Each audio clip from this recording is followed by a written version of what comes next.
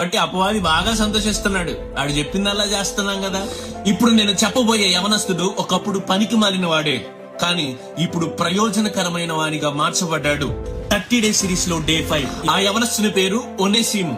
ఇతను ఒక అతని దగ్గర పని చేసేవాడు.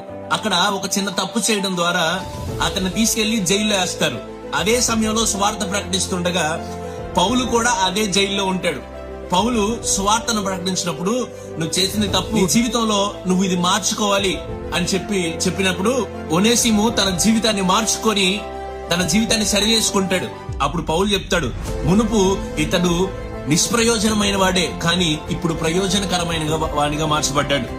ఇప్పుడు నీకు ఎంతమంది దేవుని సువార్తను ప్రకటించుంటాడు? ఒనేసిముకు ఒక్కరే ప్రకటించారు, పౌలు మాత్రమే ప్రకటించాడు. నీకు కొన్ని వందల మంది దైవజనులు చెప్పుంటారు, కొన్ని వందల యూట్యూబ్ వీడియోల్లో వినుంటావు, కొన్ని వందల ఇన్స్టాగ్రామ్ రీల్స్ లో వినుంటావు. ప్రయోజనకరమైన వానిగా మార్చబడ్డావా? అటు దేవునికి ప్రయోజనకరమైన వానిగా మార్చబడాలి, ఇటు మనుషులకు కూడా నీవు ప్రయోజనకరమైన వానిగా మార్చబడాలి. ఒనేసిము మనకు నేర్పిస్తున్న పాఠం. దేవునికి మానవులకి కూడా నీవు ప్రయోజనకరమైన వానిగా మార్చబడాలి.